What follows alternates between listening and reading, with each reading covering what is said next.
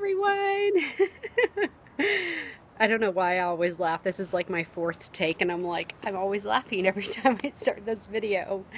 So I have a couple minutes. My kids are napping, and I just wanted to share a little bit about my past weekend in Phoenix. And I got to start off with giving my husband Coleman a shout out for taking on 3 kids and being the mom, the dad, and everything to them while I was gone, and allowing me the opportunity to leave and to really help me blossom in the areas of this newfound love of getting people healthy. So my sister-in-law Shannon was here on Saturday, so thank you so much, Shannon. I appreciate that. And Renee, I think you stopped by a couple of times too, so I appreciate that as well.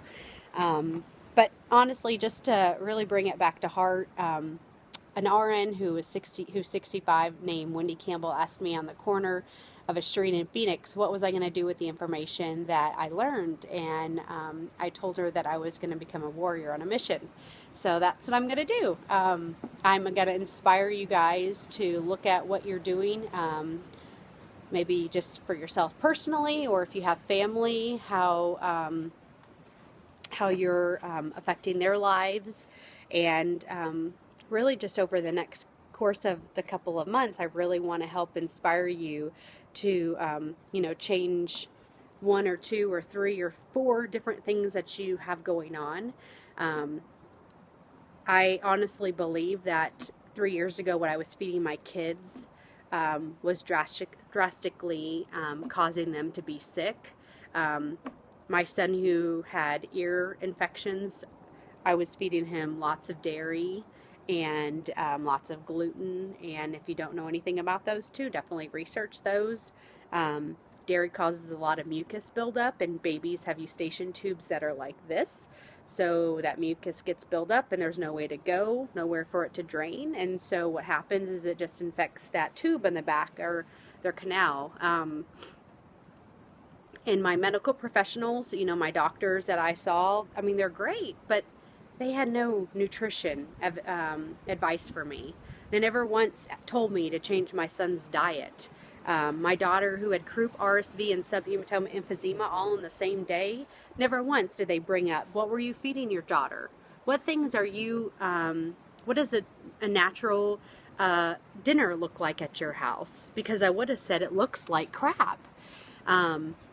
And so now I really have done a lot of research. I'm going to consider myself to be working towards a health coach. I honestly believe I have the ability to help lead you in a more positive direction, especially when it comes to your family's health. And a lot of that has to do with, number one, what are you feeding them? Do you stick to the sides of the grocery store, or do you shop mainly in the center? Because a lot of that stuff in the center is full of additives, and it's full of preservatives. And just the word preserve means to keep for a long time. So I don't know what happens when you eat preservative foods, but I'm thinking it's probably going to preserve your body to last for a very long time, and not in a healthy manner, not in a healthy way.